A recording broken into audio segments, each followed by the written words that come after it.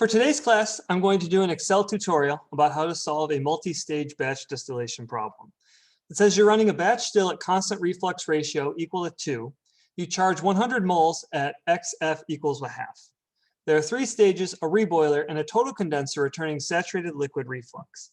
Assume constant relative volatility of 2, and you have a specification of the less volatile component in the bottom stream. Specify how much of the charge must be distilled in order to achieve this separation. Also report the composition of the overhead at the end of the run.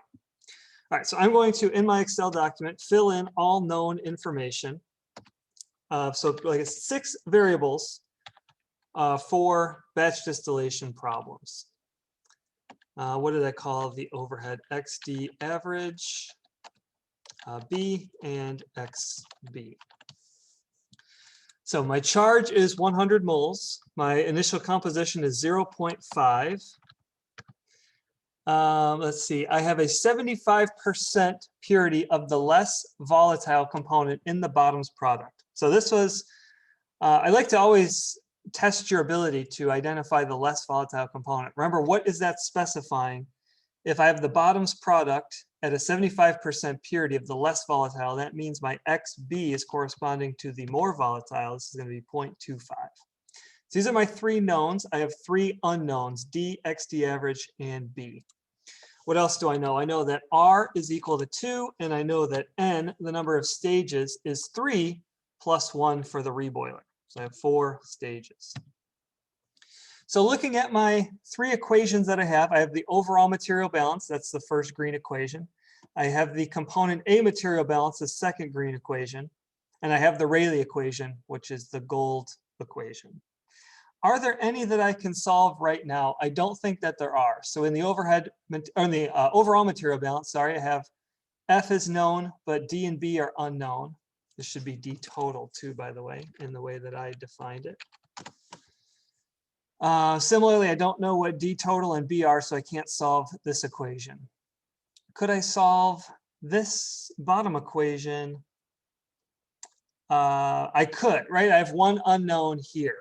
But in order to solve that, I have to figure out what the value of this integral is. So if I find the value of this integral, I know what XF and XB are, so therefore I have the bounds of integration. The only thing I need is what the relationship is between XD and XB.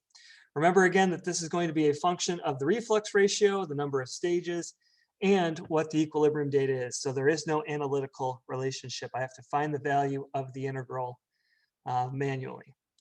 So I'm going to set up my 4 steps that I said that the way to solve these problems. Step 1 is establishing a list of XDs. So I'm going to start at 0.95 and decrease by 0.5 for a bit. And I'm not sure how many data points I'm going to need.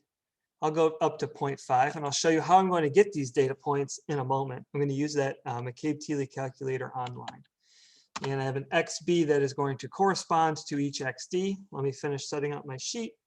1 minus XD minus XB is the other table, which is going to be equal to 1 divided by XD minus XB. And I'll copy that all the way down. And yeah, I think I'm ready to go. So in order to find the XB that corresponds to each XD, remember one option that I have is to, for each XD, I have the value of the reflux ratio. So I could draw an operating line, step 4 times, and read my XB off the graph. I'm going to use, like I said, the McCabe-Thiele calculator online. Okay, I'm sharing my entire screen. Hopefully I am. I'm gonna, oh, I can't zoom in that much. Okay, hopefully you can see this. I'm going to fill in all known information on my calculator. And again, you could do this by hand if you wanted to, but I am a believer that you can use whatever tools are at your disposal in order to solve problems. Mole fraction of the feed. So this is not, it doesn't going to matter much. I could put 0.5 here, but as you'll see, I'm going to want to put something that is less than that because I only want to use my rectifying section operating line.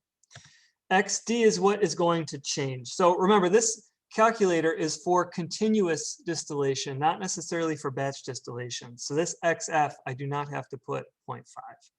All I'm trying to do here is get the relationship between XD and XB. Similarly, this XB is not going to matter much because it means a different XB. My reflux ratio is 2, and my quality of the feed, this doesn't matter, right? I can put 0 here, I can put 1 here. Notice that when I'm changing these things, the reflux ratio or the slope of the rectifying section operating line is not going to change. Oh, well, if I put 5. So I'm going to put 1. If I put 1 or 0, right, it means this, it's the same shape of the line. And because the calculator is going to give you the number of stages, remember, number of stages for me is going to be constrained, so I'm going to have to count 4 stages. So right there is the first stage. Remember, a stage counts from when you hit the equilibrium curve. So this is 1 stage, 2 stages, 3 stages, and the 4th stage, I want to read my x coordinate of the 4th stage. So the 4th coordinate of my stage looks to be, I am going to call it about 0.74, 0.73 we'll call it. So once again, I'm not using the number that the McCabe-Thiele calculator gives me because I only have 4 stages. Therefore, I have to stop on the 4th stage. And the entire column is a rectifying section because the entire thing is the top section of the column. There is no feed stage, so there is no feed operating line. There is no stripping section, so there is no stripping section operating line. So in my table here, what did I say? I said I was going to call it 0.74. I'll call it 0.735. All right, so now I'm going to do this for several values of XD. So I'm going to put in 0.90 next. Do the same thing where I count 1, 2, 3, 4 stages, and the x coordinate of my 4th stage, so 0.582, is going to be my next. And I'll continue doing this until I have a reasonable amount of data points.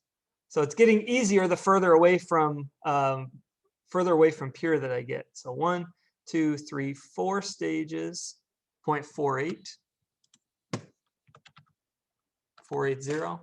And I'm going to do this until I cover the entire range from XF to XB. So I need to go from 0.5 to 0.25. And you can see I already started out at above 0.5. I need to go until my XB is less than 0.25. So I'll continue on. For a mole fraction of 0.8, I got 1, 2, 3, and 4, 0.405. Continue on. 1, 2, 3, and 4, 0.35. You're going to need to do a few more data points. 1, 2, 3, 4. Once again, counting where it hits the equilibrium curve and taking the x coordinate of that 4th stage, 0.301.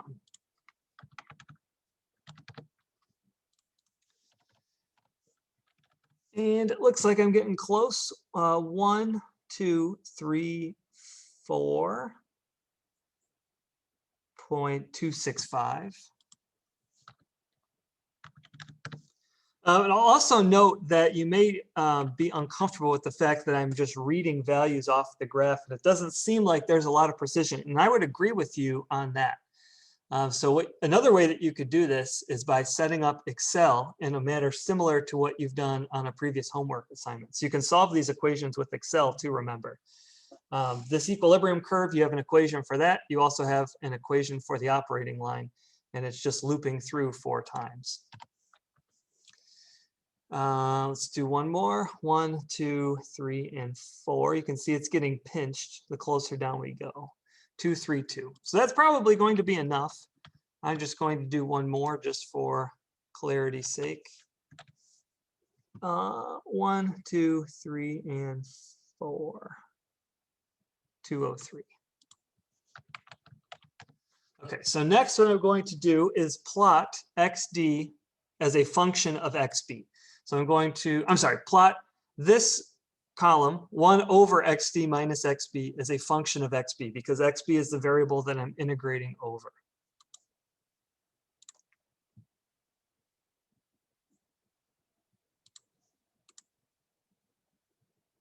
Okay, and I just wanted to go back to my Excel sheet. All right, so I'm going to insert a scatter plot. You see how I have a characteristic U shape here. And one way that I can do this, now I have to integrate this expression. I could fit a trend line if I wanted to. So I could do a polynomial trend line. I can get as crazy as I want to with fitting this. All right, or what I can do is I can simply assume a linear relationship in between data points and linearly interpolate. So once again, I have to now integrate this numerically using what the value of the function is at various points. So but I want to go from xf, which is 0.50, to xb, which is 0.25. So I'm going to insert and say at 0.50, I'm going to want to interpolate between these two data points. So it's going to be the difference between them. Okay, let's see if I got this right. You got to take the difference between these two values. I'm just doing a linear interpolation here. So this value minus that value, whoops, minus, not equals, multiplied by the difference in the value I want minus this one, divided by the whole range. So this one minus that one, and plus this value. And if I've done this correctly, it should be between 2.7 and 3.14, 3.05. But something looks wrong here. Oh, I see it. I made a mistake in my formula. I said it was going to be, let's see, minus C17. Oops, that made it worse. Okay, one more mistake. I had C19 here instead of C17. So I had to remember my interpolation formula and double check that, see that I didn't have a mistake. Now this data point is indeed looking like it is supposed to belong. Right, so it looks like it falls along this line. And crucially, it gives me a value of the formula at this 0.5 point. I'm going to do the same thing for the midpoint.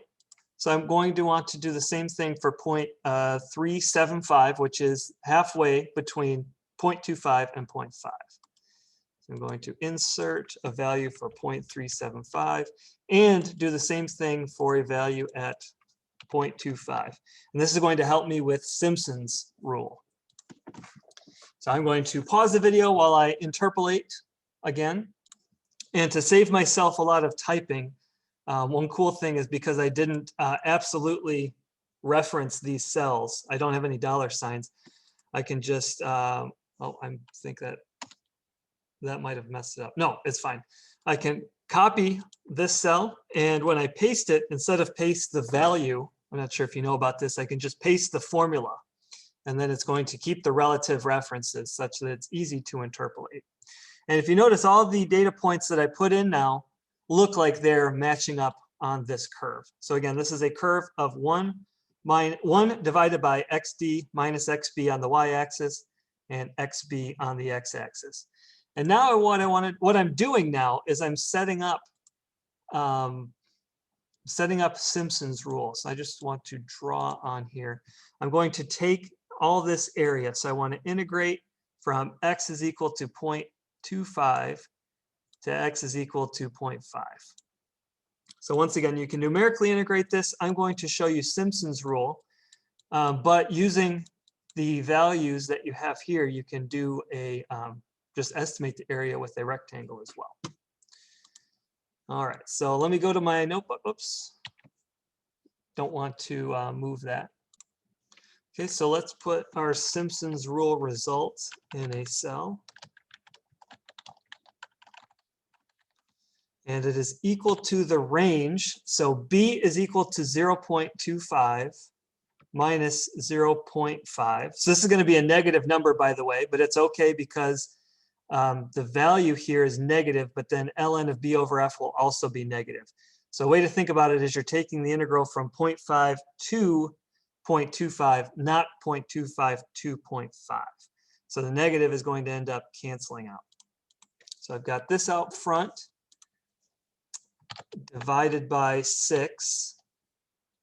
And I'm going to put another parentheses there just to be safe, times the value of my function at A, which is this cell that I found, plus 4 times the value of the function at the midpoint, 4 times, oops, this one, plus the value of my function at xb. And this is going to equal the area. Now, for a quick check, this is going to be a little bit more accurate than had I just assumed the midpoint rule. And you can be as precise as you'd like to be.